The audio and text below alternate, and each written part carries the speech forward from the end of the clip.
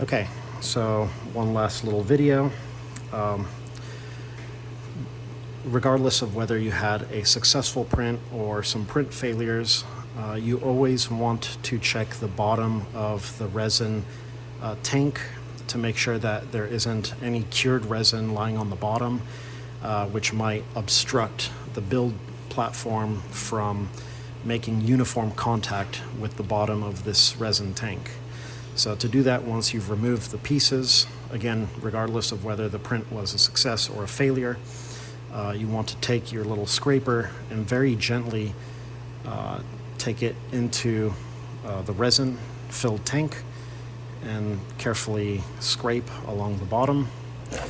So you can do this by feel, or if the resin is viscous enough, you can actually sometimes see the bottom and see if there's any layers that are stuck or adhered to the bottom of this resin tank.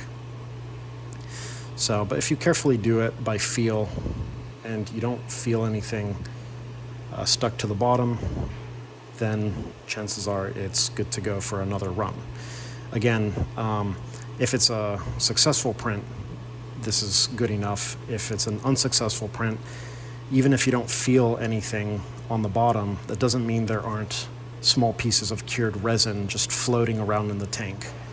So again, if you have a failed print, that's something you're going to want to look for and potentially use the filter to pour the resin back into the bottle just to make sure that you catch any floating pieces of cured resin. Otherwise, when you try to start up another print, it might catch onto those pieces and press down onto the bottom of the resin tank, and then you're just going to get another print failure. So doing this is also helpful to remove some of the air bubbles that you end up with when you first pour the resin into the tank.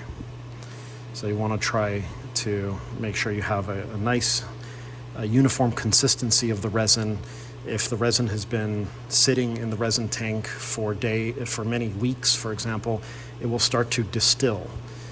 So before you start any print, you want to make sure that it's mixed well, and you can do so by carefully moving the scraper throughout the resin tank. Okay. Once you're happy with the consistency and you've reduced a lot of the bubbles, just make sure to use a paper towel to wipe down the scraper. And then you can just throw the paper towel away.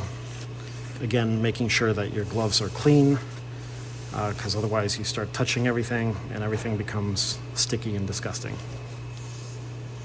Okay, I think that wraps it up.